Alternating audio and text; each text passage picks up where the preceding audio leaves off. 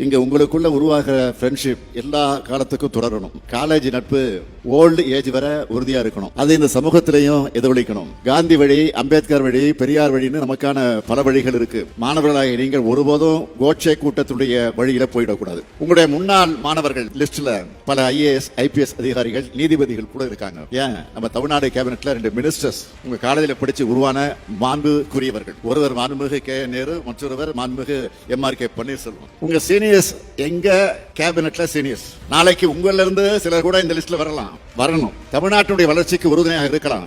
ஓரணியில் தமிழ்நாடு நின்னா தமிழ்நாட்டை யாராலும் வீழ்த்த முடியாது. நான் அரசியல் பேசல, மாணவர்களுக்கு நிச்சயம் அரசியல் புரிதல் இருக்கணும்னு பேசுறேன். எல்லாருக்கும் எல்லாம் என்பதுதான் நம்முடைய மோட்டோ. இதுதான் திராவிட மாடல். கடந்த கால படிப்பினைகளோடு நிகழ்கால வாய்ப்புகளை பயன்படுத்திக்கிட்டு எதிர்காலம் வளமா அமையணும். அந்த எதிர்காலம் என்பது நீங்க தான். கல்வி நமக்கு எளிதா கிடைச்சிடல. நம்ம தலைவர்கள் நடத்தின சமூக நீதி போராட்டங்களால கிடைச்சது. இன்னார் தான் படிக்கணும் இருந்ததை மாத்தி இன்னைக்கு எல்லோரும் படிச்சு முன்னேறிட்டு இருக்கிறோம். சமூக நீதி போராட்டத்துடைய பலன் தான் இன்னைக்கு நாம் பார்க்கிற தமிழ்நாடு. மீண்டும் சொல்றேன், தமிழ்நாட்டை வளர்த்தெடுக்க மாணவர்களான நீங்க ஓரணியில் தமிழ்நாடுன்னு திரளணும். நல்லா படிச்சு மேலும் உயரணும். அதுக்கு இந்த முத்துவேல் கருணாநிதி ஸ்டாலின் என்றைக்கும் துணை நிற்பான்.